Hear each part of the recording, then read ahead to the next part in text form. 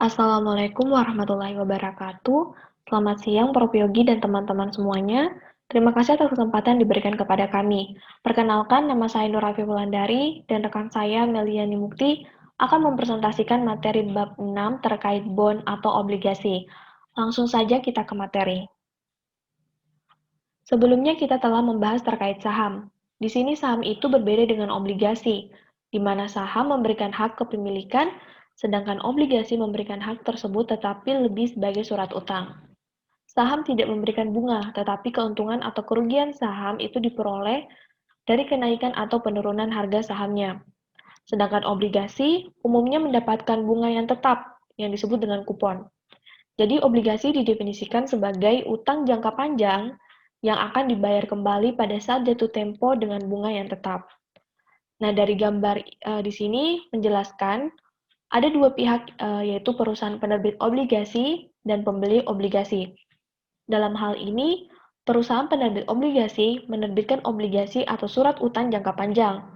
Dalam hal ini, isi surat itu berisi janji dari pihak yang menerbitkan obligasi untuk membayar imbalan berupa bunga pada periode tertentu dan melunasi pokok utang pada saat mencapai jatuh tempo obligasinya. Nah, pada dasarnya, sistemnya itu seperti sistem kreditur dan debitur di bank. Penerbit obligasi adalah pihak yang berutang dan pemegang obligasi sebagai pihak yang berpiutang.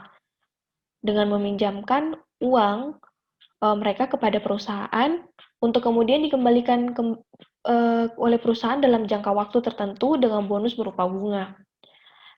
Di sini tuh diterbitkannya obligasi itu merupakan salah satu upaya perusahaan untuk menghimpun dana dari masyarakat yang akan digunakan sebagai sumber pendanaan bagi perusahaan. Di sini ada data sebagian obligasi perusahaan yang tercatat di Bursa Efek Surabaya. Contohnya PT Astra Grafia 1 itu menerbitkan obligasi pada tahun 2003 dengan kode ASGR 01 XXBFTW sebesar 150 miliar. Obligasi ini jatuh tempo pada tanggal 27 Oktober tahun 2008. Bunga yang dibayarkan adalah bunga tetap sebesar 13,375% dan obligasi ini dengan rating A, memiliki rating A minus, yaitu kuat. Rating itu menunjukkan kemampuan penerbit obligasi dalam memenuhi kewajiban finansial jangka panjangnya. Kemudian kita masuk ke kode obligasi. Nah, obligasi yang tercatat di pasar modal itu diberi kode. Kode obligasi dimaksudkan untuk membedakan satu obligasi dengan obligasi lainnya. Misalnya, pada pasar modal Bursa Efek Surabaya, obligasi-obligasi yang tercatat itu diberi kode sepanjang 12 karakter, di mana penggunaan kode ini dimulai untuk obligasi-obligasi yang tercatat setelah tanggal 3 April tahun 2000. Nah, di sini kita bisa lihat, di sini ada 12 karakter. Nah, di kotak yang berwarna kuning itu, AAAA, itu adalah singkatan nama perusahaan penerbit obligasi. Kemudian di kotak berwarna merah, yaitu BB, itu adalah kode untuk nomor obligasi yang diterbitkan. Kemudian di kotak hijau, ada CC, itu adalah suku bunga, jika ada, dan opsi-opsi turunan.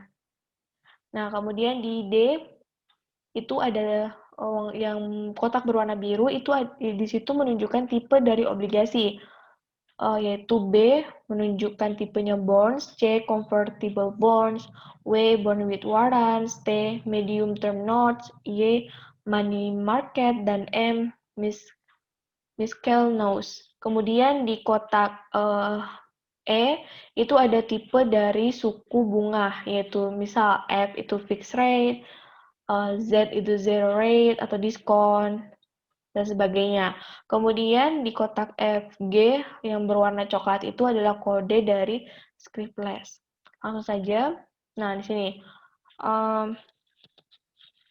contohnya itu obligasi Bank BP1 pada Bursa Efek Surabaya itu obligasinya tercatat dengan kode BP BABP 01 XXBFTW.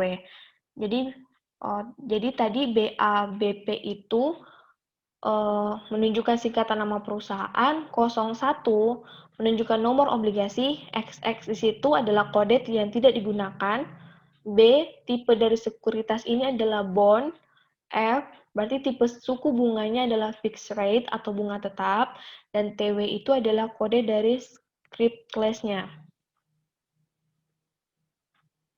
Nah, lanjut.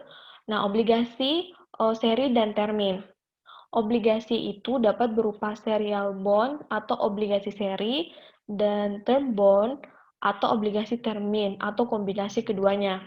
Di sini serial bond itu adalah suatu kelompok obligasi yang obligasinya itu akan jatuh tempo secara berurutan, yaitu satu atau lebih obligasi akan jatuh tempo periode berikutnya setelah satu atau lebih obligasi lainnya itu jatuh tempo. Contohnya, obligasi seri A, B, dan C yang diterbitkan oleh PT Astra Sedaya Finance Tbk pada tahun 2004, yaitu obligasi dengan kode ASDF 05A, jatuh temponya itu pada tanggal 28 Oktober 2005. Kemudian ASDF 05B itu jatuh temponya tanggal 26 Januari 2006. Kemudian diikuti oleh ASDF 05C yang jatuh temponya tanggal 26 April 2006. Jadi, masa jatuh temponya itu terjadi secara berurutan. Nah, kemudian yang kedua adalah term bond, adalah obligasi-obligasi yang jatuh temponya itu bersamaan waktunya. Contohnya, obligasi yang diterbitkan oleh BP1 pada tahun 2003 dengan kode BABP 01XXBFTW. Obligasi ini jatuh tempo bersamaan pada tanggal 25 April 2006. Nah, lanjut.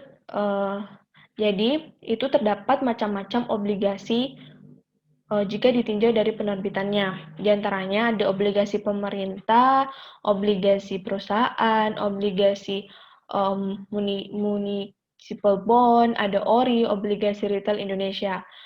Pertama kita menjelaskan terkait obligasi pemerintah. Nah, obligasi pemerintah itu di mana pemerintah itu juga membutuhkan dana dalam proses pembangunan negara.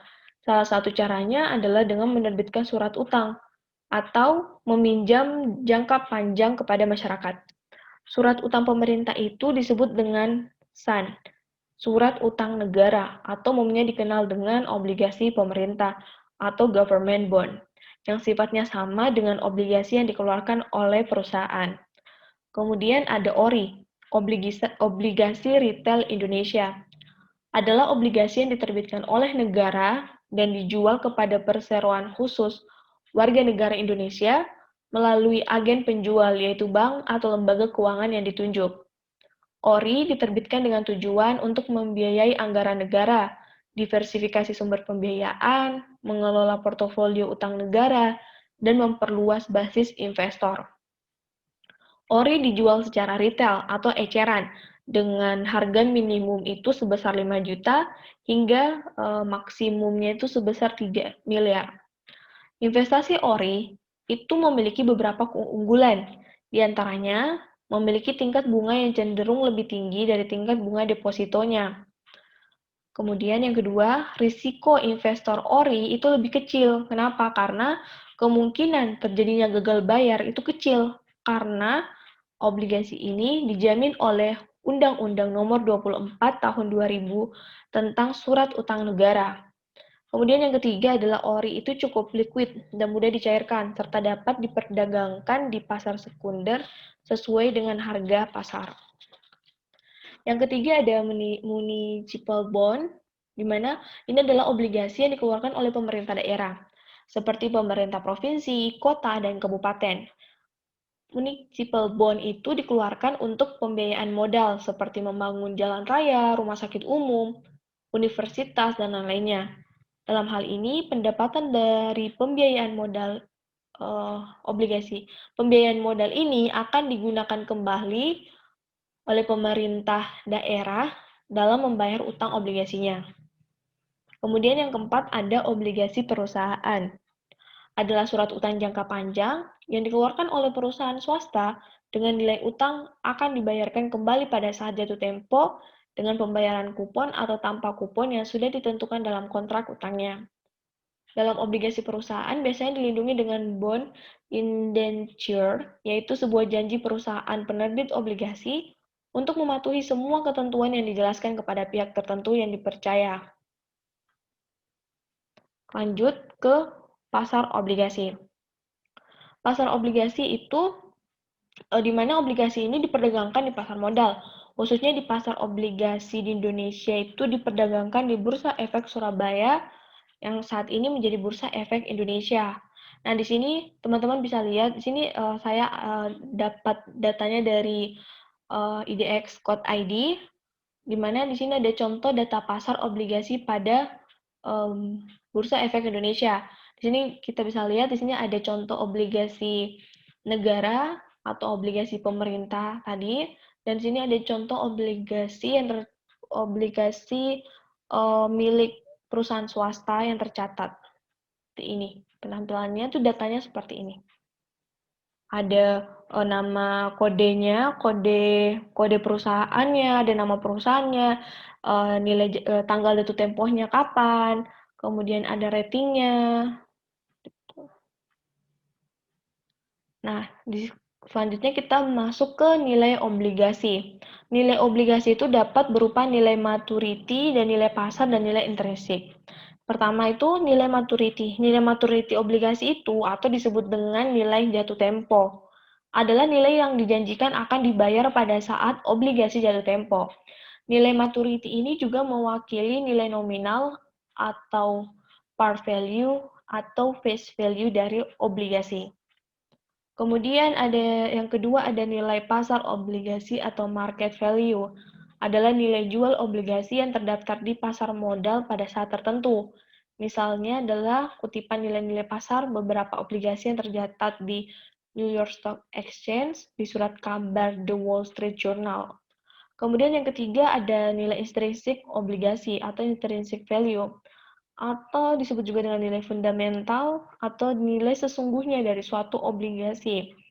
Adalah perkiraan nilai sebenarnya dari suatu obligasi. Nah, nilai intrinsik itu dapat diperkirakan dengan menggunakan persamaan rumus NO. NO itu adalah nilai intrinsik dari obligasi sama dengan K1 per 1 tambah I suku bunganya pangkat 1. Seterusnya sampai Kn per 1 tambah I pangkat N plus NJTN. NJTN itu adalah nilai jatuh tempo per 1 ditambah I pangkat N. Kemudian untuk nilai kupon yang konstan, yaitu K1 sama dengan K2 sampai sama dengan Kn itu, kita menggunakan persamaan rumus ini. NO, nilai intrinsik dari obligasi sama dengan sigma N, T kurang 1, dari K per 1 tambah I pangkat T plus NJTN, yaitu plus NJTN bagi 1 tambah I pangkat T. Kemudian obligasi itu dapat berupa kupon bond dan pure discount bond. Kalau kupon bond itu adalah obligasi yang membayar kupon, di mana kupon umumnya itu dibayarkan tiap setengah tahun atau tahunan. Sedangkan pure discount bond atau obligasi dengan diskon murni adalah obligasi yang tidak membayar kupon, sehingga obligasi ini dijual dengan harga diskon, maka nilai intrinsiknya dapat dihitung dengan rumus nilai intrinsik dari obligasi sama dengan nilai jatuh tempo per 1 tambah suku bunga tambah I tutup kurung pangkat N. Kemudian masuk ke likuiditas obligasi. Likuiditas obligasi adalah disebut juga dengan marketability dari suatu obligasi yang menunjukkan seberapa cepat investor dapat menjual obligasinya tanpa harus mengorbankan harga obligasinya. Nah, salah satu pengukuran obligasi dari likuiditas obligasi adalah rentang permintaan penawaran. bid-ask spread yang menunjukkan perbedaan antara nilai permintaan tertinggi investor mau menjual dan penawaran terendah dealer mau membeli. Nah, obligasi yang aktif diperdagangkan itu akan cenderung mempunyai bid-ask spread yang lebih rendah dibanding dengan yang aktif diperdagangkan.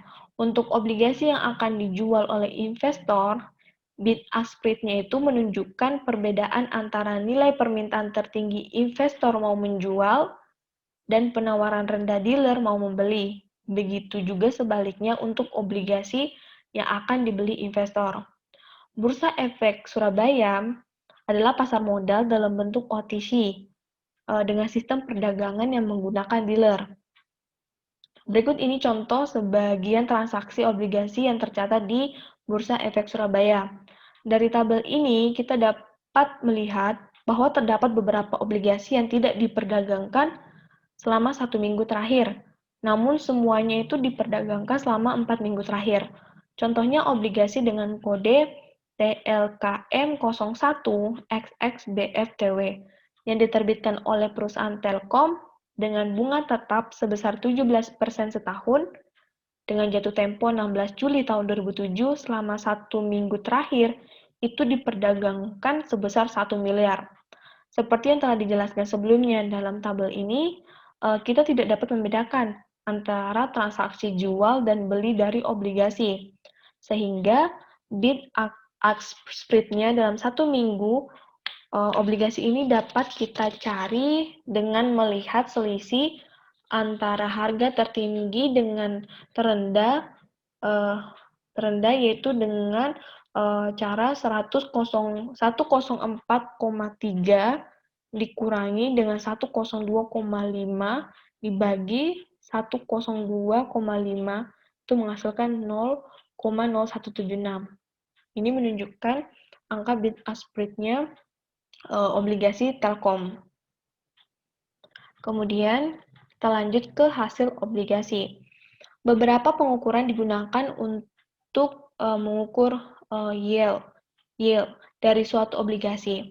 Yield di sini adalah tingkat keuntungan atau imbal hasil yang sebenarnya diperoleh investor obligasi, yaitu current yield, yield to maturity, and yield to call. Pertama kita menjelaskan terkait current yield atau hasil sekarang. Itu diukur dengan nilai kupon setahun dibagi dengan nilai pasar obligasi saat ini. Sedangkan hasil sampai maturity atau yield to maturity atau disingkat dengan YTM adalah tingkat return dari obligasi yang dibeli dengan harga pasar sekarang dan disimpan sampai jatuh tempo. Kemudian ada hasil sampai ditarik atau yield to call adalah return dari obligasi dari sekarang sampai dengan tanggal obligasi itu ditarik kembali. Kita masuk ke contoh current yield-nya.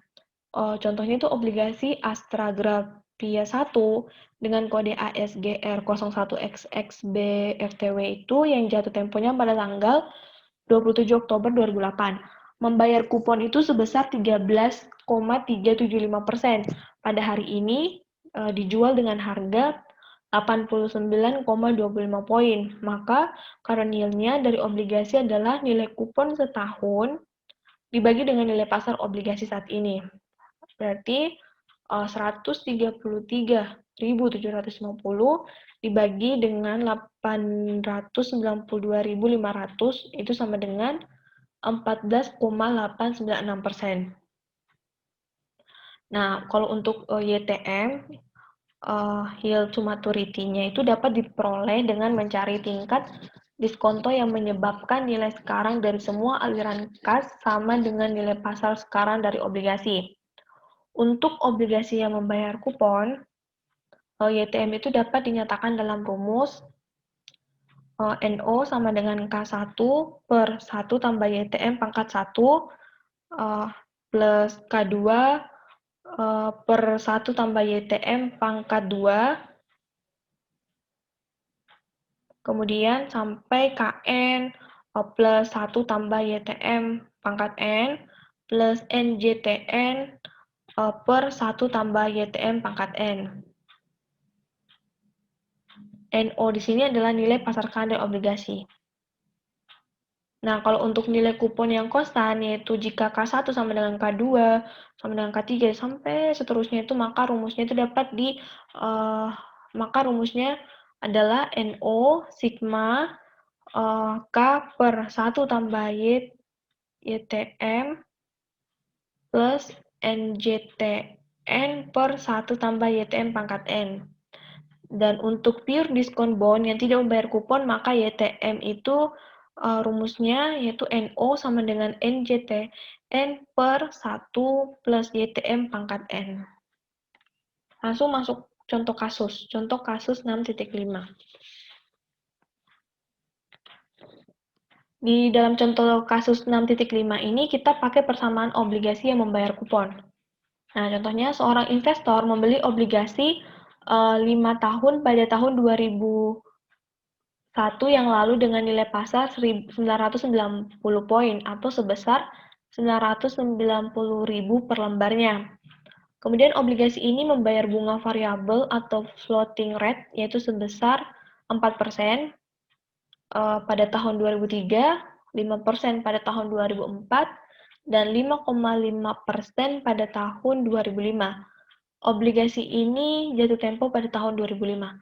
Maka nilai dari YTM-nya adalah sebesar 990.000 sama dengan 40.000 per 1 tambah YTM pangkat 1 plus 45.000 per 1 tambah YTM pangkat 2 plus 50.000 per 1 plus YTM pangkat 3 plus 55.000 per 1 plus YTM pangkat 4 plus 1 juta nilai jatuh tempo 1 juta yaitu nilai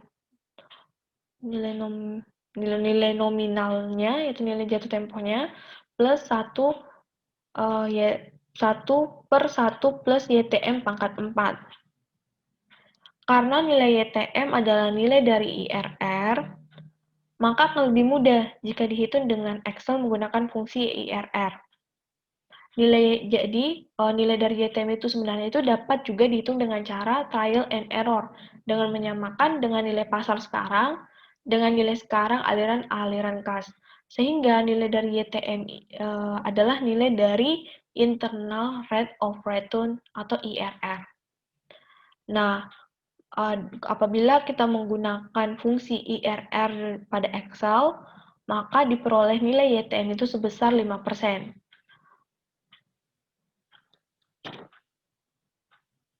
Perhitungannya di Excel itu dapat ini seperti ini.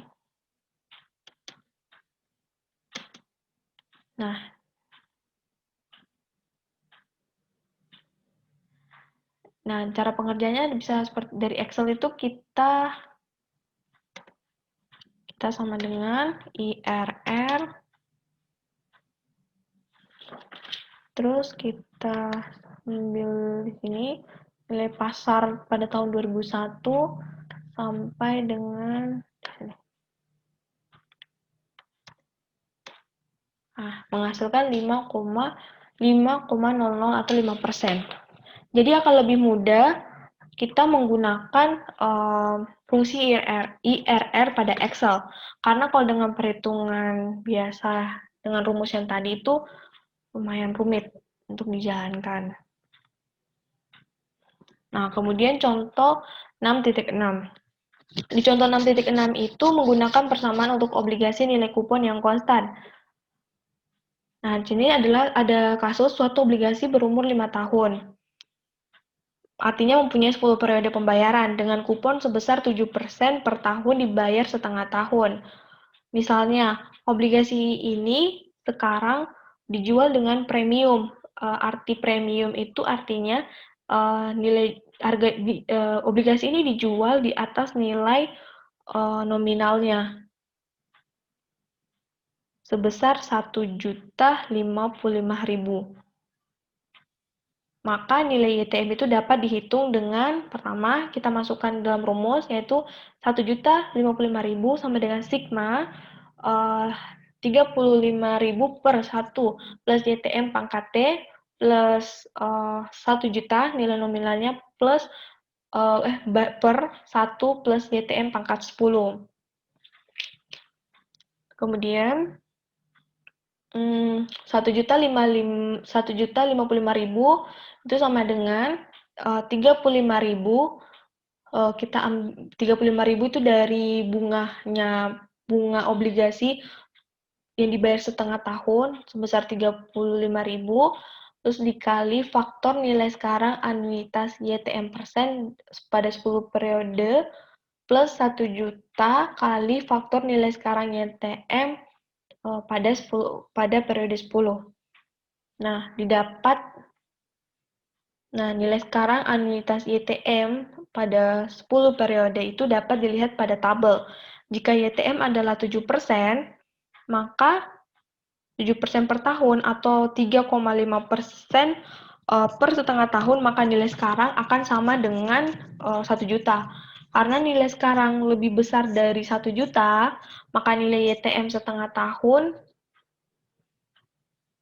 2%. Maka dari tabel itu diperoleh faktor nilai sekarang anuitas 2% 10 periode itu adalah sebesar 8,983% dan faktor nilai sekarang 2% 10 periode itu sebesar 0,82%. Maka nilai dari sekarang dengan YTM 2% setengah tahun adalah sebesar 35.000 dikali 8,983 plus 1 juta dikali 0,820 itu menghasilkan 1.134.405 rupiah. Nah, kemudian nilai YTM yang dicari itu juga dapat dihitung dengan interpolasi. Interpolasi yaitu dengan cara 3,5% dikurang dalam kurung 1.055.000 dikurang 1 juta dibagi dengan 1.134.405 rupiah dikurang 1 juta dikali dengan 3,5% dikurang 2%. Itu hasilnya adalah 2,886% setengah tahun atau 5,77% per tahunnya. Jadi tadi adalah nilai YTM-nya itu sebesar 5,77% per tahun. Kemudian contoh 6.7. Contoh 6.7 ini menggunakan persamaan untuk pure discount bond yang tidak membayar kupon. Ada kasusnya adalah suatu obligasi berumur 5 tahun yang tidak dibayar kupon dengan nilai jatuh tempo obligasi adalah 555.000. Langsung saja kita masukkan ke dalam persamaan, yaitu 555.000 sama dengan 1 juta dibagi dengan 1 plus YTM pangkat 5. Kemudian kita kalikan, di mana 1 plus YTM pangkat 5 sama dengan 1 juta dibagi dengan 555.000, yang hasil akhirnya itu menghasilkan nilai YTM sebesar 12,497%. Jadi nilai YTM itu dapat dicari juga dengan tabel. Nilai 1 plus YTM pangkat 5 pada tabel itu disebut dengan faktor nilai sekarang. Nilai 1 plus YTM pangkat 5 itu bisa kita jabarkan menjadi 550.000 bagi 1 juta itu 0,55. Nah, dalam tabel kita cari 0,55 itu tabel faktor nilai sekarang dengan periode 5 tahun, yaitu kita dapatkan sebesar 12,49%. Jadi pada tabel itu 0,55 pada dengan periode 5 tahun itu didapatkan nilai 12% dan 13%. Jadi nilainya itu terletak pada 12% dan 13%, yang kita kemudian jumlahkan kemudian bagi itu menghasilkan 12,49%. Kemudian hak tarik. Hak tarik atau provisi tarik atau call provision adalah hak penerbit obligasi untuk membayar obligasinya pada nilai par sewaktu-waktu sebelum jatuh tempo. Dengan adanya hak tarik ini, keuntungan bagi penerbit obligasi adalah utang perusahaan dapat dikurangi sewaktu-waktu jika aliran kas perusahaan tersisa Kedua, obligasi dengan kupon yang tinggi dapat dihentikan dan diganti dengan obligasi lainnya yang memberikan kupon lebih rendah jika bunga menurun. Ketiga, menyediakan sinyal baik bagi perusahaan yang menunjukkan bahwa perusahaan menguntungkan. 4. Menyediakan opsi tarik kepada perusahaan dengan gratis. Sedangkan bagi investor, dengan adanya hak tarik ini menimbulkan kerugian, sehingga harga obligasi ini akan lebih rendah dibandingkan dengan obligasi sejenis yang tidak mempunyai hak tarik. Nah, selanjutnya akan dijelaskan oleh rekan saya, Meliani Mukti. Saya persilahkan. Terima kasih.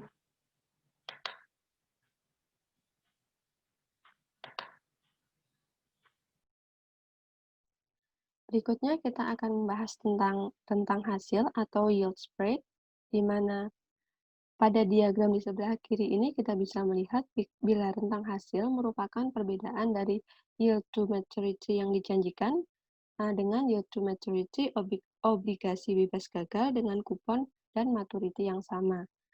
Selain itu, perbedaan dari YTM yang dijanjikan yang dinotasikan dengan Y dengan YTM yang diharapkan dinotasikan dengan Y aksen merupakan premium gagal, sedangkan perbedaan dari YTM yang diharapkan dengan YTM obligasi bebas gagal dengan kupon dan maturity yang sama merupakan premium risiko. Lalu selanjutnya kita dapat menghitung YTM yang dijanjikan dengan rumus pada bagian kanan atas, yaitu dengan Y aksen ditambah dengan lambda kali PD, di mana lambda merupakan nilai obligasi yang tidak terbayar relatif terhadap harga pasar sekarang, dan PD merupakan probabilitas obligasi akan gagal dibagi 1 dikurangi PD. Kita memiliki sebuah contoh pada contoh 6.8, di mana diketahui sebuah obligasi mempunyai probabilitas kegagalan sebesar 10%, sehingga apabila terjadi kegagalan, investor hanya akan menerima sebesar 70%, maka lambdanya atau nilai obligasi yang tidak terbayar adalah 100 dikurangi 70%, maka diperoleh 30%, dan diketahui YTM yang diharapkan atau Y aksen sebesar 12%. Dari sini kita bisa menghitung YTM yang dijanjikan, kita masukkan data yang telah kita ketahui 0,12, YTM yang diharapkan ditambah dengan nilai obligasi yang tidak terbayar 0,3 dikali probabilitas kegagalan dari obligasi 0,1 dikurangi 1 dibagi 1 dikurangi probabilitas kegagalan obligasi 0,1, maka kita peroleh YTM yang dijanjikan sebesar 16,67%. Lalu kita bisa menghitung premium gagal, yaitu YTM yang dijanjikan 16,67% dikurangi dengan YTM yang diharapkan, yaitu sebesar 12%, maka kita peroleh nilai premium gagal sebesar 4,67%. Lalu jika kita ketahui pula YTM untuk obligasi bebas gagal dengan kupon dan jangka waktu maturity yang sama sebesar 10%, maka kita dapat menghitung premium risiko, yaitu selisih dari YTM yang diharapkan dan YTM obligasi bebas gagal 12% dikurangi 10%, kita peroleh nilai premium risiko sebesar 2%.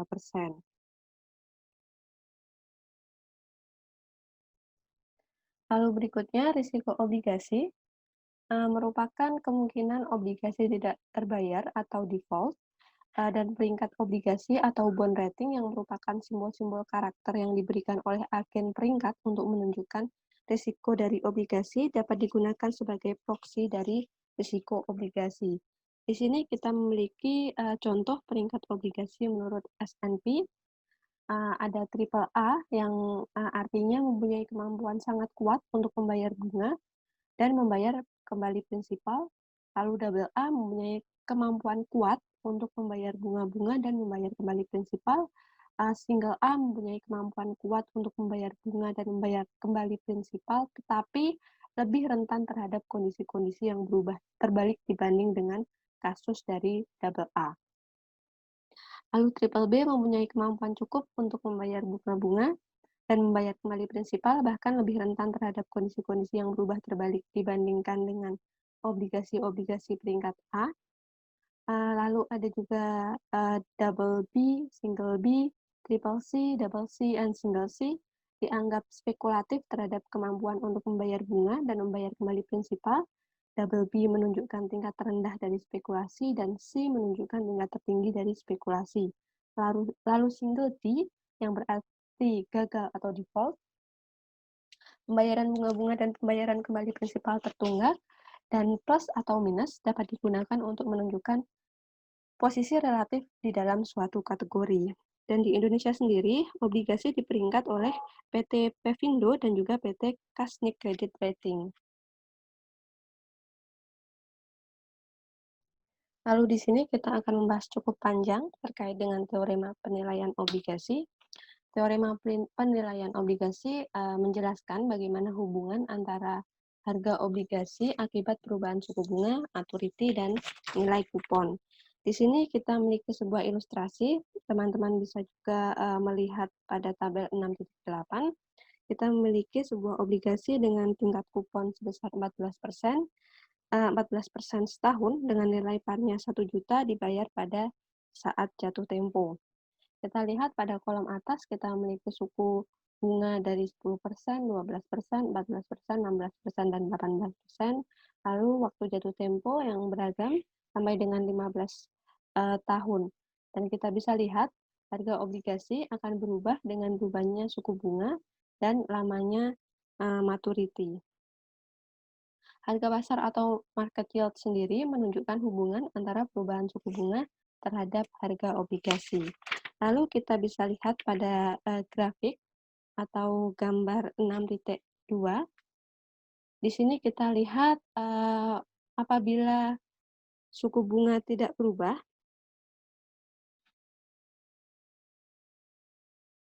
yaitu sama dengan tingkat kuponnya sebesar 14%, maka harga obligasi akan tetap sama sebesar 1 juta untuk semua waktu maturity.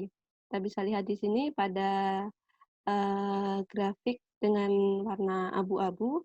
Lalu bila terjadi penurunan suku bunga menjadi 12% atau menjadi 10%, maka kita lihat harga obligasi akan mengarah naik atau harga obligasi akan naik untuk semua waktu maturity, dan harga obligasi ini akan mengarah turun ke nilai parnya. Dan sebaliknya apabila suku bunga naik menjadi 16% atau 18%, kita lihat harga obligasi akan turun untuk semua waktu maturity-nya dan akan mengarah naik sampai pada nilai parnya. Dan pada saat jatuh tempo, semua obligasi akan bernilai sama, yaitu nilai parnya.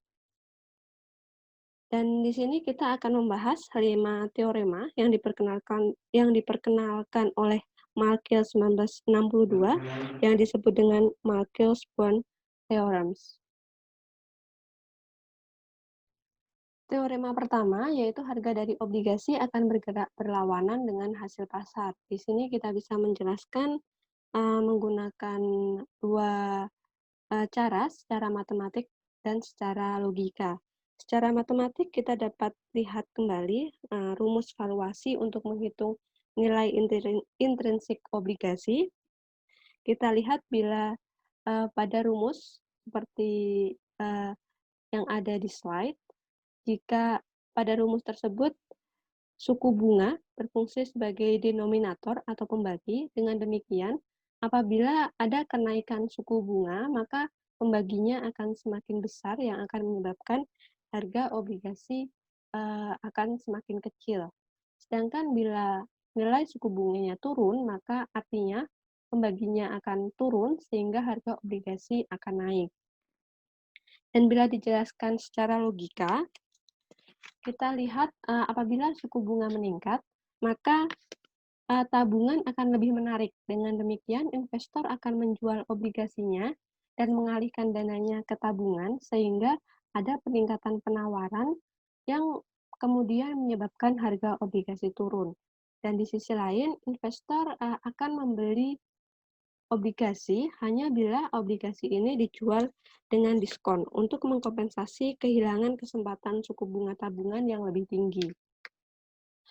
Lalu kemungkinan kedua, jika suku bunga turun, maka tabungan kurang menarik sehingga investor akan mengalihkan dana di tabungan mereka untuk membeli obligasi yang menyebabkan peningkatan demand, sehingga harga obligasi ini akan naik. Di sisi lain, investor hanya mau atau hanya bersedia menjual obligasinya dengan premium untuk mengkompensasi kerugian suku bunganya.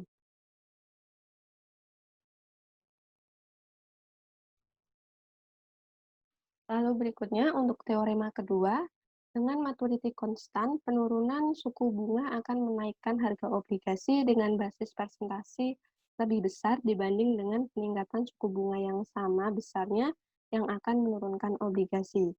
Nah, kita bisa lihat dengan lebih jelas pada contoh. Di sini kita menggunakan contoh, masih menggunakan tabel 6.7, tetapi kita menggunakan waktu jatuh tempo 15 tahun. Kita lihat bila apabila ada penurunan suku bunga dari 14% menjadi 10%, maka harga obligasi akan naik dari 1 juta menjadi 1.304.243,18 rupiah.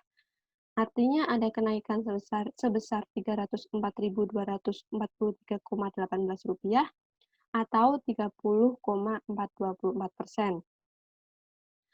Sedangkan apabila ada kenaikan kenaikan suku bunga menjadi 18%, maka harga obligasi akan turun menjadi Rp796.336,90 atau ada penurunan Rp203.663,1 atau ada penurunan sebesar 20,366%.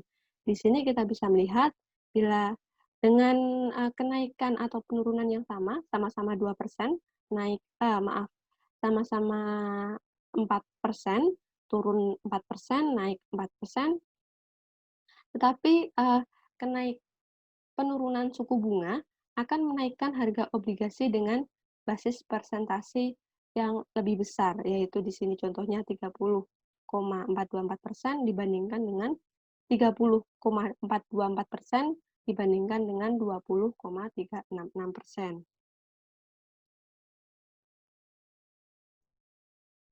Lalu berikutnya teorema ketiga, yaitu untuk suatu perubahan suku bunga tertentu, besarnya perubahan harga obligasi akan berhubungan positif dengan waktu maturity, yaitu semakin lama maturity-nya, maka semakin besar perubahan harga obligasi. Kita bisa lihat dari contoh. Di sini masih dengan tabel 6.7. Di sini kita menggunakan waktu jatuh tempo 10 tahun maksudnya. Pada perubahan suku bunga menjadi 10%, harga obligasinya berubah menjadi Rp1.245.782,68, sedangkan kita bandingkan dengan maturity 5 tahun dengan suku bunga yang berubah menjadi 10% juga, harga obligasinya berubah menjadi Rp1.551.631,47. Maka bisa kita lihat bila besarnya perubahan harga obligasi ini semakin besar dengan semakin lamanya maturity untuk suatu perubahan suku bunga tertentu.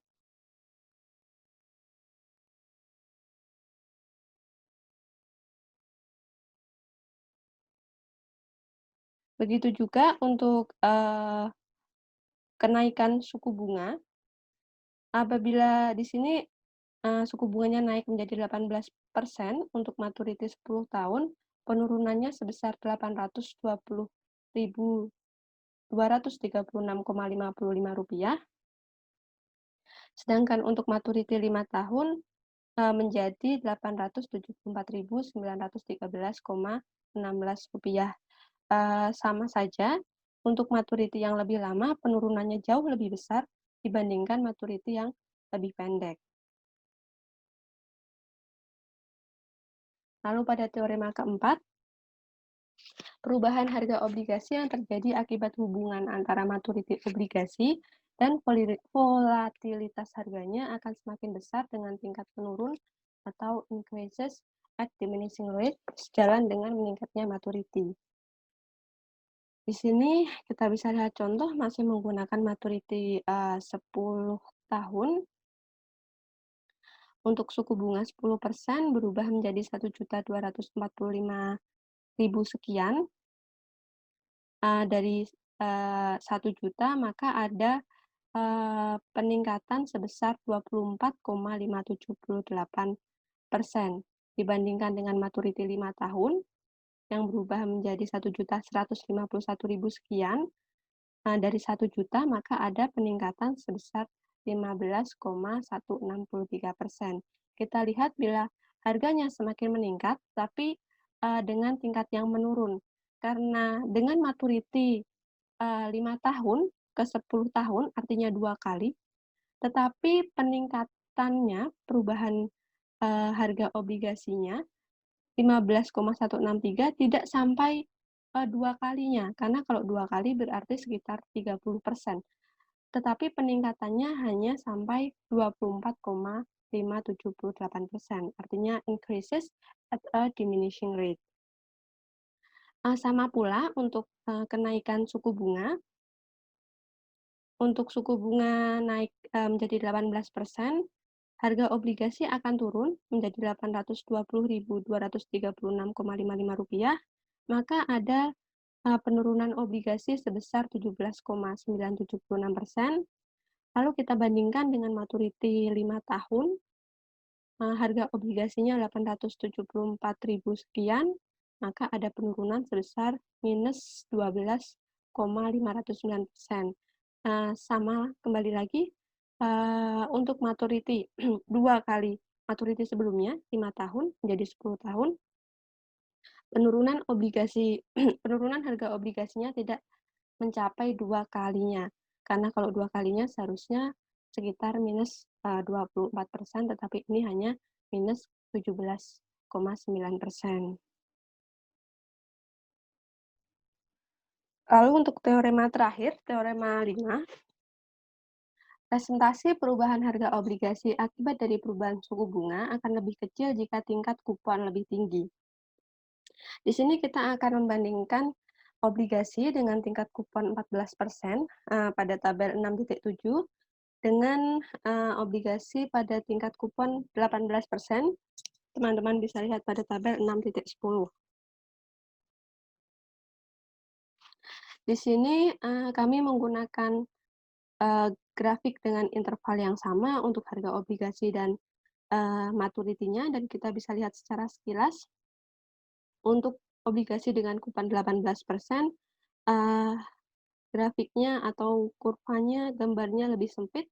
Lalu kita lihat secara detail. Untuk obligasi dengan kupon 14%,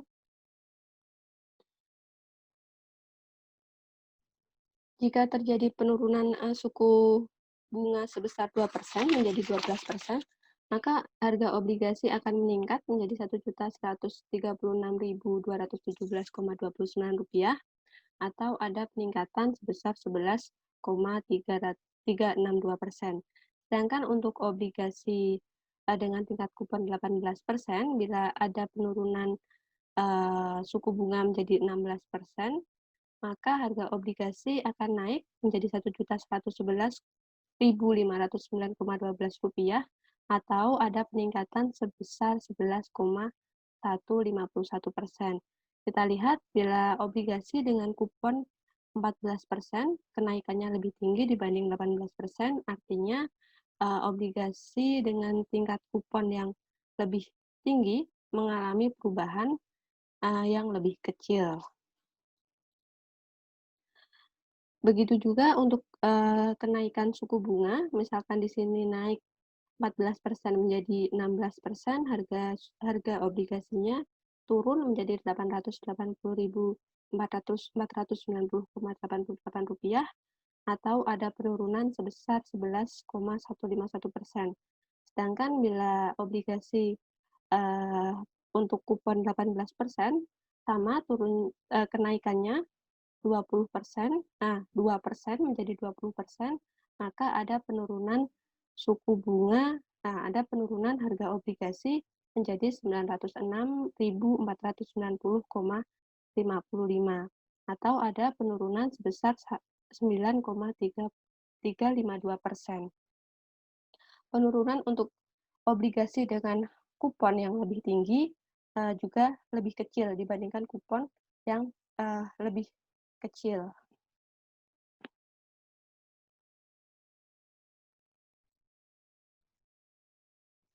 Catatan untuk teorema kelima adalah teorema ini tidak berlaku untuk obligasi yang mempunyai waktu maturity hanya 1 tahun dan juga tidak berlaku untuk obligasi yang tidak mempunyai jatuh waktu yang disebut dengan perpetuity. Bila diringkas, ringkasan dari Markle-Bonds Theorems, yang pertama ada 3 di sini poinnya. Yang pertama kaitannya dengan suku bunga, yang kedua kaitannya dengan maturity, dan yang ketiga kaitannya dengan tingkat kupon. Yang pertama terkait dengan suku bunga, harga obligasi berhubungan terbalik dengan suku bunga pasar, dan penurunan suku bunga lebih sensitif terhadap harga obligasi dibandingkan dengan kenaikan suku bunga. Lalu terkait dengan maturity, besarnya perubahan harga obligasi berhubungan positif dengan waktu maturity, dan perubahan harga obligasi tersebut terjadi dengan tingkat menurun sejalan dengan tingkat meningkatnya maturity. Dan kaitannya dengan tingkat kupon, besarnya presentasi perubahan harga obligasi akibat dari perubahan suku bunga berhubungan terbalik dengan tingkat kupon. Dan apa implikasinya bagi investor? Teorema-teorema ini menyediakan informasi yang berguna bagi investor sehingga memiliki implikasi yang pertama, jika suku bunga dapat diprediksi dan diekspektasi, maka apabila suku bunga diekspektasikan turun, maka investor seharusnya membeli obligasi, tidak dibandingkan dengan aktiva yang lain, dan apabila suku bunga ini diekspektasikan naik, maka investor seharusnya menjual obligasinya. Lalu yang kedua, untuk dapat memperoleh hasil maksimum, untuk memperoleh hasil maksimum dari pengaruh turunnya suku bunga terhadap harga obligasi, maka investor seharusnya membeli obligasi dengan maturity lama dan tingkat kupon yang rendah. Dan yang ketiga, jika investor harus memiliki obligasi pada suku bunga diekspektasikan akan naik, maka investor sebaiknya membeli obligasi dengan maturity pendek dan tingkat kupon yang tinggi.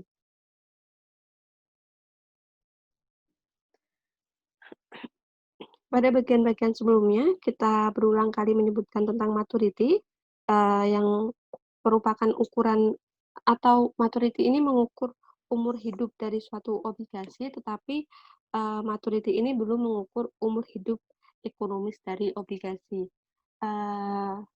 Untuk mengetahui umur hidup ekonomis dari suatu obligasi dibutuhkan pengukuran lain, yaitu durasi.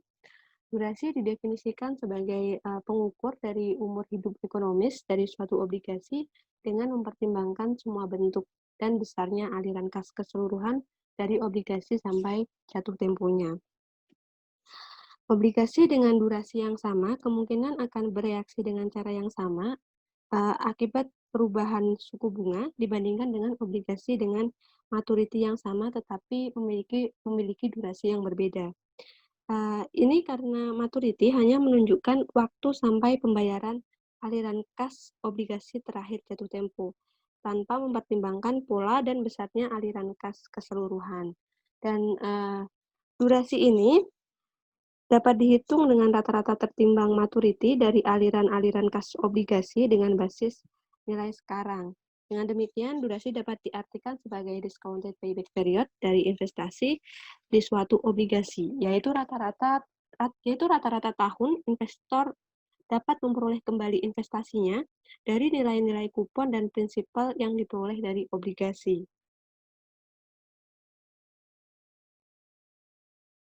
Lalu sebagai contoh di sini kita memiliki dua obligasi dengan catatan ini hanya untuk memudahkan. Untuk contoh obligasi yang kedua, kita akan membahas obligasi yang pertama terlebih dahulu.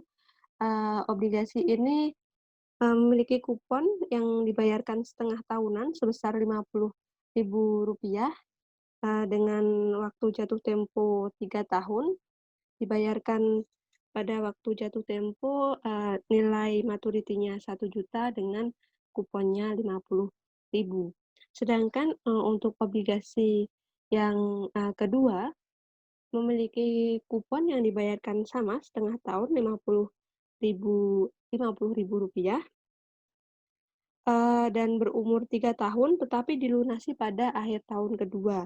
Di sini kita lihat akhir tahun kedua dilunasi, dibayarkan, nilai prinsipalnya dan juga kuponnya Rp50.000. Maka, dengan demikian, aliran kas untuk obligasi kedua aliran kas untuk obligasi kedua ini, lebih cepat diterima oleh investor. Dengan demikian, dapat dikatakan bila, durasi dari obligasi, kedua lebih pendek dibandingkan obligasi yang pertama. Akan tetapi sebagai catatan, obligasi seperti pada obligasi kedua ini, hanya ada di ilustrasi karena pada kenyataannya tidak ada obligasi yang dilunasi di tengah waktu seperti ini. Konsep dari durasi sendiri pertama kali diperkenalkan oleh Macaulay tahun 1938. Rumus untuk menghitung durasi di sini ada dua. Yang pertama, durasi atau D sama dengan, sum jumlah dari T, kita di sini ada notasi juga, penjelasan dari notasinya T, periode waktu dari aliran kas dikalikan dengan nilai sekarang dari aliran kas yang didiskontokan dengan, YTM, yaitu PV dikali present value dikali AK aliran kas. Lalu jumlahnya dibagi dengan, harga pasar obligasi atau HPO, atau kita bisa menggunakan rumus yang kedua, yaitu dengan sum atau jumlah dari T periode waktu dari aliran kas dikali, kita bagi terlebih dahulu nilai sekarang dari aliran kas yang didiskontokan dengan YTM, dibagi terlebih dahulu dengan, HPO, baru dikali T dan kita jumlahkan, ke semuanya. Lalu di sini kita akan memiliki beberapa contoh nantinya. Contoh pertama, contoh 6.9, kita memiliki sebuah obligasi dengan tingkat kupon 14% dibayar setengah tahunan, mempunyai nilai par sebesar, 1 juta dengan maturity 5 tahun. Dan selain itu, YTM sebesar 14% setahun atau 7% setengah tahun. Di sini kita akan menghitung durasi dengan menggunakan, tabel. Pertama pada kolom, bagian atas ada keterangan periode kupon, karena tadi 5 tahun dan dibayarkan setengah tahunan, maka akan ada 10 periode. Lalu aliran kas, kuponnya 14%, dibayarkan setengah tahunan, 14 dibagi 2, 77%, maka setiap setengah tahun atau setiap satu periodenya akan diperoleh kupon 70.000 sampai dengan pada periode jatuh tempo diperoleh prinsipal 1 juta dan juga kupon 70.000. Lalu di sini kita juga telah menghitung present value factor, faktor nilai sekarang dari, YTM 7% setengah tahun dengan, 1/1 plus I pangkat T. Teman-teman juga bisa mencoba untuk menghitung sendiri. Lalu, kita akan hitung, nilai sekarang dari aliran kas, yaitu dengan mengalihkan aliran kas 70.000 dikali dengan present value factor, 0,93458, maka kita peroleh hasilnya aliran kas sekarang Rp65.420,56. Lalu, tahap selanjutnya kita akan, menghitung, dengan mengalihkan periode aliran kas 1 dikali dengan aliran nilai sekarang dari aliran kas Rp65.420,56 untuk periode pertama, maka kita peroleh Rp65.420,56. Kita ulang, proses ini sampai dengan periode ke-10 sampai dengan jatuh temponya, lalu kita jumlahkan untuk aliran kas, kita memiliki, jumlahnya total 1 juta atau totalnya 1 juta Dan untuk periode waktu aliran kas dikali dengan nilai sekarang aliran kas Rp7.515.232,25. Dan durasi Macaulay dalam tahunan, yaitu kita hitung dengan membagi periode waktu aliran kas dikali nilai sekarang aliran kas dibagi dengan harga pasar obligasi 1 juta, maka kita peroleh nilai 7,52. Akan tetapi kita ingat, bila tadi kita menggunakan 10 periode, sedangkan kupon ini dibayar setengah tahunan, maka kita perlu membagi 7,52 ini dengan 2. Maka 7,52 dibagi 2, kita peroleh durasi Macaulay setengah tahunan 3,76. Lalu contoh pada contoh 6.10, contoh berikutnya, masih menggunakan obligasi yang sama, hanya saja kita pada contoh 6.10 tidak perlu lagi membagi 2, karena kita langsung menggunakan periode kupon setengah tahunan. Masih sama, periode kupon, aliran kas, present value factor dari 7%, present value dari aliran kas, lalu present value dari aliran kas dikalikan dengan periode aliran kasnya. Tapi periode kupon di sini kita tidak menggunakan periode 1 sampai dengan 10, tetapi langsung 0,5, 1, 1,5, seterusnya sampai tahun kelima. Nah, kita langsung saja hitung nilai sekarang dari aliran kas, yaitu dengan mengalihkan aliran kas 70.000 dikali dengan PV factor. Pada periode 1 kita peroleh 65.420,56, masih sama dengan contoh 6.9. Lalu di sini yang berbeda karena kita mengalihkan aliran kas, nilai sekarang aliran kas dengan periode kupon 0,5, bukan lagi 1, maka diperoleh nilai Rp32.710,28. Kita ulang proses ini sampai dengan periode jatuh temponya pada akhir tahun kelima, lalu kita jumlahkan, maka kita peroleh nilai sekarang aliran kas 1 juta dan nilai sekarang aliran kas dikali periode waktunya Rp3.757.616,12. Sehingga durasi Macaulay dalam setengah tahunan bisa kita peroleh dengan membagi 3.757.000 sekian dibagi dengan 1 juta, maka diperoleh 3,76.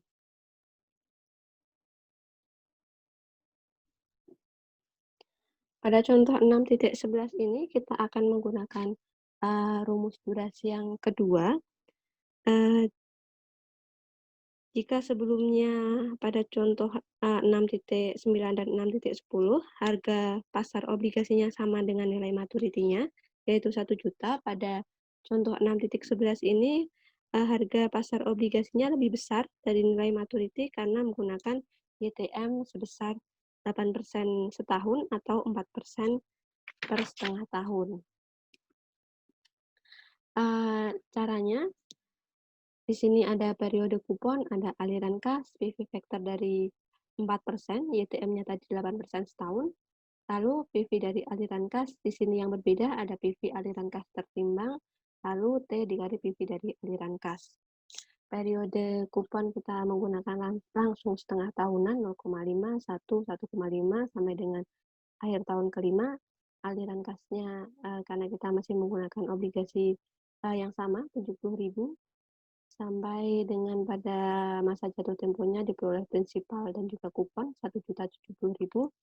Lalu PV factor sudah kita hitung untuk PV factor 4%, lalu kita hitung nilai sekarang dari aliran kas, yaitu dengan mengkalikan 70.000 aliran kas dengan PV factor untuk periode pertama, kita peroleh 67.307,69.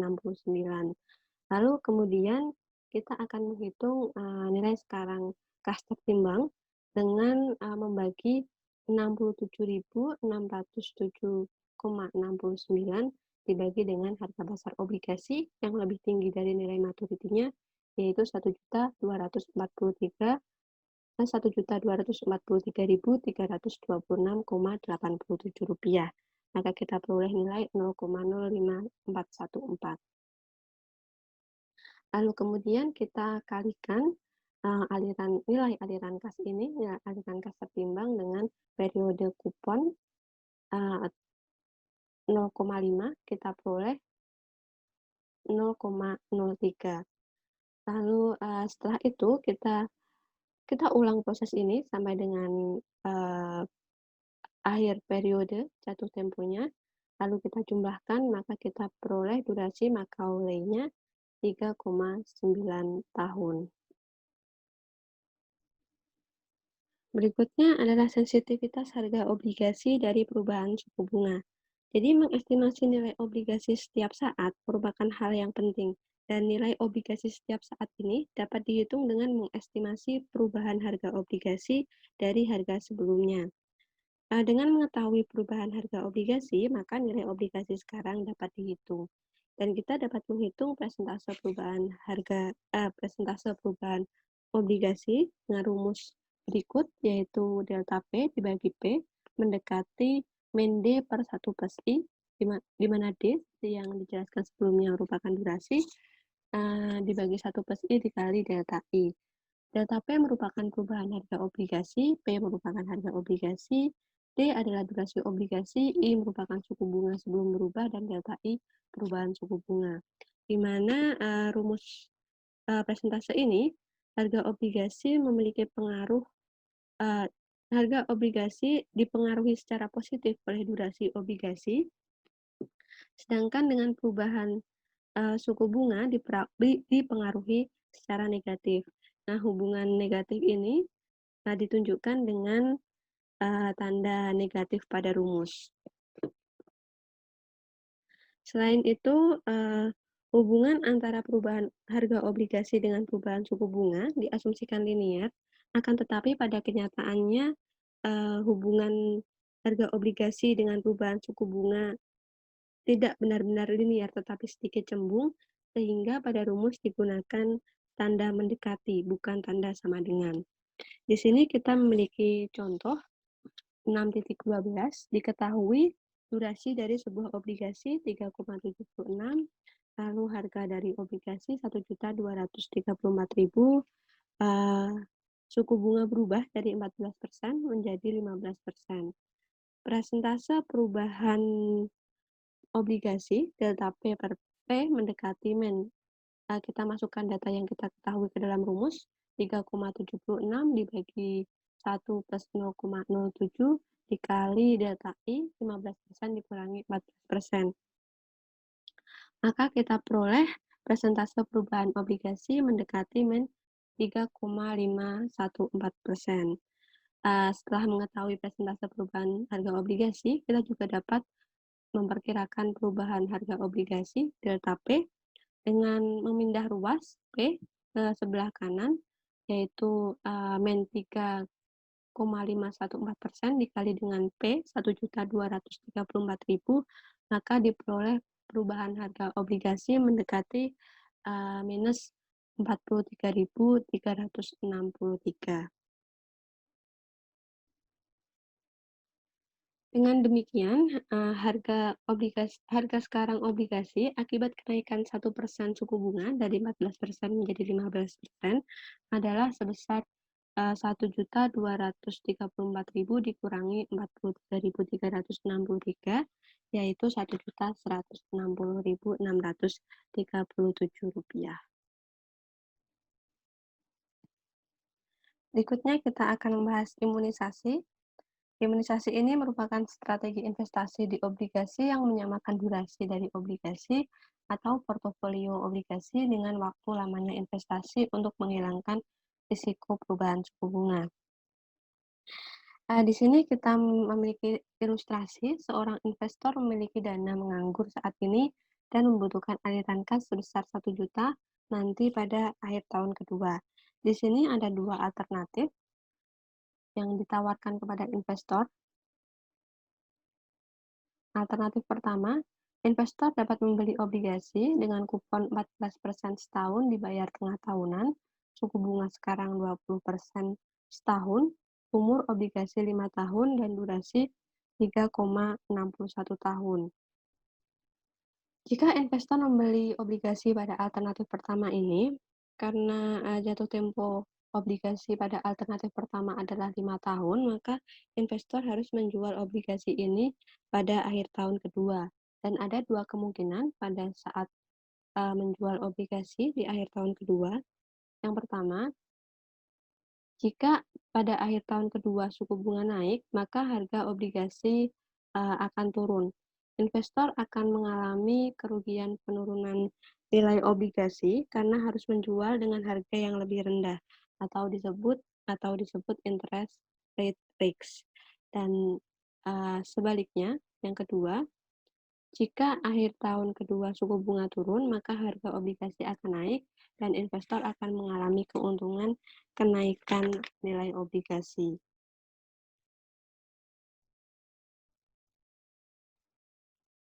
Lalu alternatif yang kedua, investor dapat membeli obligasi dengan kupon 16% setahun, dibayar tengah tahunan, suku bunga sekarang 20%, umur obligasi 0,5 tahun, dan durasinya 0,5 tahun.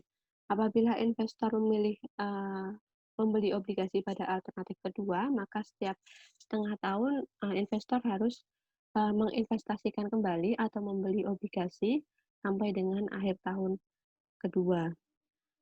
Ada dua kemungkinan pada saat investor akan menginvestasikan kembali atau membeli obligasi. Yang pertama, jika pada akhir tengah tahun suku bunga naik, maka harga obligasi akan turun. Investor akan mengalami keuntungan penurunan nilai obligasi dengan investasi kembali yang lebih murah. Lalu kemungkinan yang kedua, jika pada akhir tengah tahun suku bunga turun, maka harga obligasi akan naik. Investor akan mengalami risiko kerugian kenaikan nilai obligasi dengan investasi kembali yang lebih mahal, karena investor harus membeli obligasi dengan nilai yang lebih tinggi atau harga yang lebih mahal, atau kerugian karena menginvestasikan ke obligasi dengan tingkat bunga yang lebih rendah. Risiko ini disebut dengan reinvestment rate risk. Dan bila kita ringkas atau summary, di sini kita bisa lihat untuk obligasi, kita menginvestasikan pada obligasi dengan durasi yang lebih panjang daripada periode investasinya, dan di sini kita berinvestasi pada obligasi dengan durasi yang lebih pendek daripada periode investasinya. Maka apabila suku bunga naik, harga obligasi turun.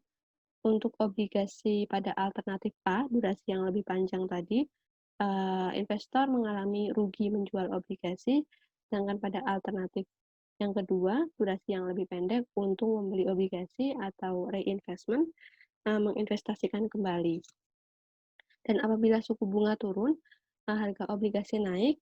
Untuk alternatif pertama, durasi yang lebih panjang, investor akan mengalami keuntungan menjual obligasi, sedangkan untuk alternatif kedua, durasi yang lebih pendek, investor akan mengalami rugi membeli obligasi atau reinvestment, menginvestasikan kembali. Kedua alternatif ini sebenarnya sama-sama dapat merugikan investor karena kita tidak tahu suku bunga di masa depan. Dengan demikian, untuk menghilangkan kerugian-kerugian tersebut, maka kerugian ini dapat diimunisasikan. Imunisasi sebenarnya dimaksudkan untuk menghilangkan efek tidak menguntungkan dengan efek menguntungkan dari perubahan suku bunga. Di sini kita bisa lihat jika suku bunga naik, jika suku bunga naik, harga obligasi turun, maka efek terhadap harga obligasi merugikan jika dijual, tetapi efek terhadap investasi kembali menguntungkan. Dan sebaliknya, apabila suku bunga turun, harga obligasi naik, maka efek terhadap investasi kembali akan merugikan, tetapi akan menguntungkan untuk menjual obligasi. Dengan demikian, imunisasi ini sebenarnya dapat dilakukan dengan menginvestasikan ke suatu obligasi yang mempunyai durasi, dengan lama durasi yang sama dengan lama periode investasinya. Permasalahannya adalah, tidak mudah mencari suatu obligasi, dengan durasi yang sama persis dengan lamanya periode investasi. Oleh karena itu, imunisasi biasanya dilakukan dengan membentuk suatu portofolio obligasi yang durasinya sama dengan periode investasinya. Kita akan membahas portofolio obligasi pada bagian selanjutnya. Di sini kita memiliki rumus durasi portofolio yang dapat dihitung dengan durasi portofolio sama dengan W1 proporsi obligasi ke 1 dikali dengan durasi obligasi ke 1 ditambah dengan proporsi obligasi kedua dikali dengan durasi obligasi kedua. Lalu di sini kita memiliki contoh 6.13 melanjutkan dari contoh sebelumnya. Nah, kita memiliki obligasi-obligasi pada alternatif 1 dan 2. Kita bisa menghitung proporsi dari obligasi 1 dan obligasi 2. Kita masukkan durasi P, yaitu 2 tahun, sama dengan proporsi obligasi 1, W1, durasinya tadi untuk alternatif yang pertama 3,61, ditambah dengan proporsi obligasi kedua pada alternatif 2 yang memiliki durasi 0,5. Lalu di sini kita bisa mensubstitusi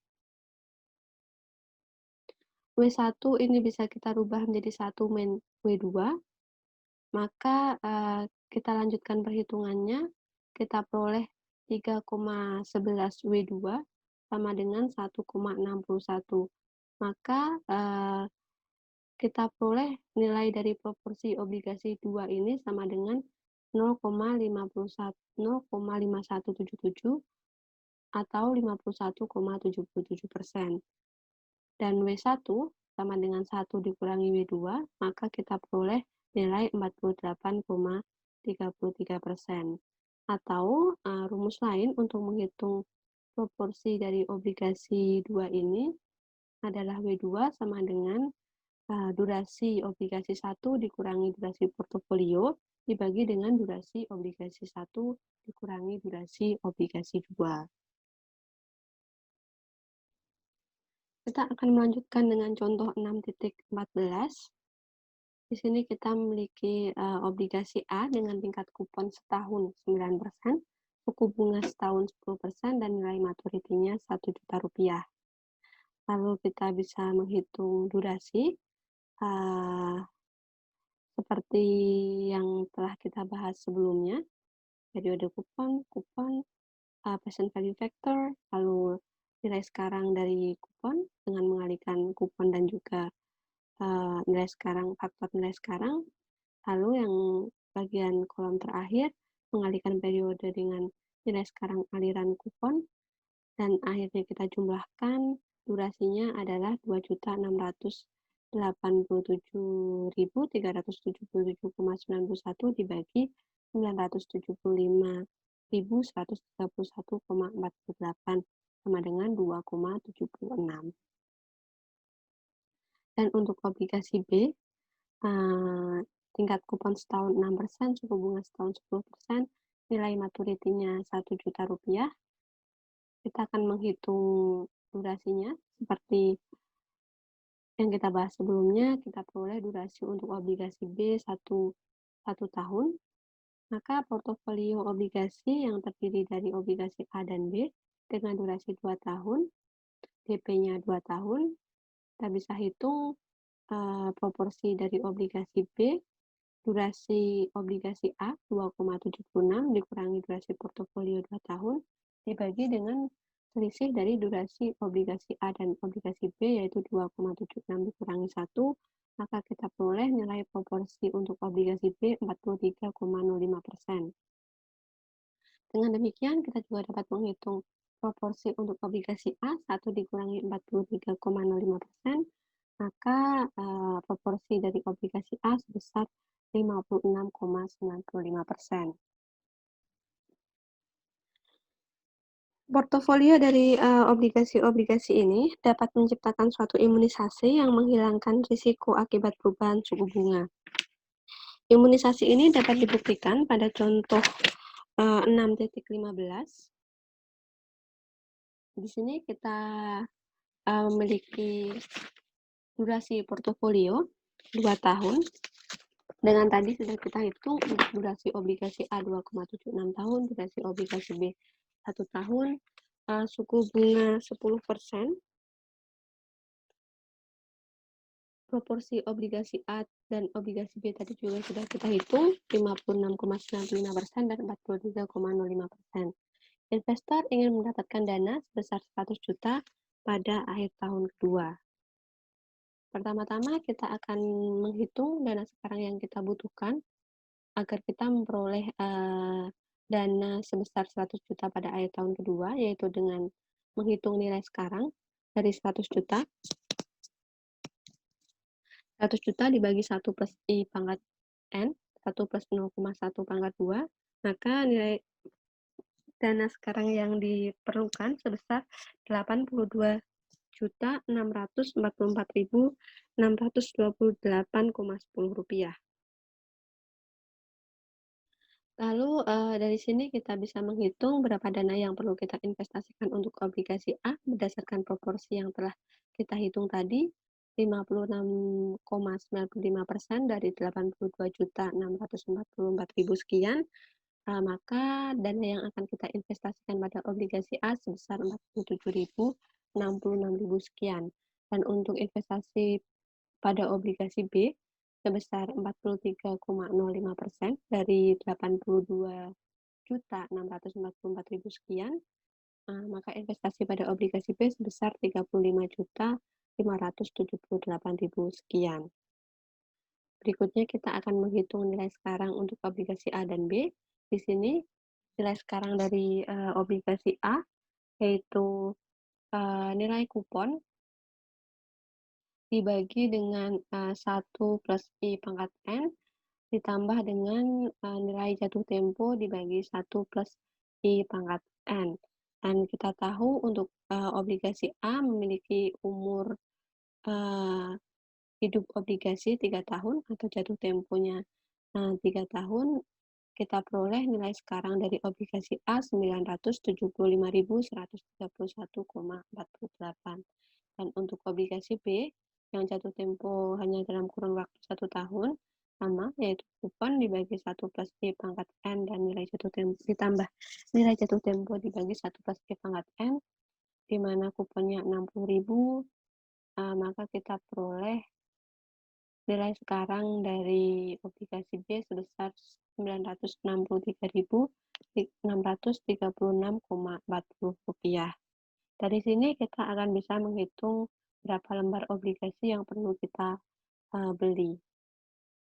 Untuk obligasi A kita perlu membeli sebanyak 48,27 lembar, yaitu dengan membagi nilai yang akan diinvestasikan pada obligasi A 47.066.460,21 rupiah dibagi dengan nilai sekarang dari obligasi A 975.131,48. Dan untuk obligasi B kita akan berinvestasi sebanyak 36,92 lembar. Cara menghitungnya juga sama dengan membagi nilai yang akan diinvestasikan pada obligasi B, yaitu 35 juta sekian, dibagi dengan nilai sekarang dari obligasi B 963.636,40. Nah, lalu berikutnya, di sini kita akan mencoba menjelaskan untuk obligasi A yang jatuh temponya 3 tahun dan hanya disimpan selama 2 tahun, maka pada akhir tahun kedua akan dijual. Satu lembarnya akan diperoleh nilai sebesar future value dari bunga akhir tahun pertama dan nilai dari bunga pada akhir tahun kedua sendiri ditambah dengan present value, nilai jual obligasi atau present value bunga dan nilai maturity di akhir tahun ketiga. Dan untuk obligasi B yang umur jatuh temponya hanya 1 tahun sehingga harus dijual sehingga harus diinvestasikan kembali selama 1 tahun berikutnya, maka pada akhir tahun kedua, 1 lembarnya akan diperoleh nilai sebesar future value dari nilai maturity dan juga bunga pada akhir tahun 1.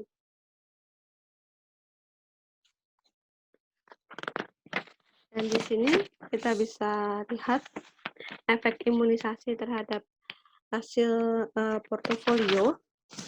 Untuk obligasi A sebanyak 48,27 lembar dan obligasi B 36,92 lembar dengan beberapa perubahan suku bunga, ada 9% dan juga 11% di akhir tahun kedua untuk portofolio yang telah dibentuk tadi. Di sini kita bisa lihat bila dengan portofolio yang berisi 2 obligasi A dan obligasi B ini dapat dihasilkan imunisasi terhadap perubahan suku bunga. Jika tidak ada perubahan terhadap suku bunga tetap 10%, maka pada akhir tahun kedua investor akan mendapatkan hasil investasi sebesar 100 juta. Apabila terjadi penurunan suku bunga menjadi 9%, turun 1%, maka pada akhir tahun kedua investor akan mendapatkan hasil investasi sama sebesar 100 juta, dan apabila ada kenaikan 1% terhadap suku bunga menjadi 11%, investor juga akan mendapatkan hasil investasi pada akhir tahun kedua sebesar 100 juta. Demikian presentasi yang dapat kami sampaikan. Mohon maaf bila ada salah kata. Terima kasih atas waktunya.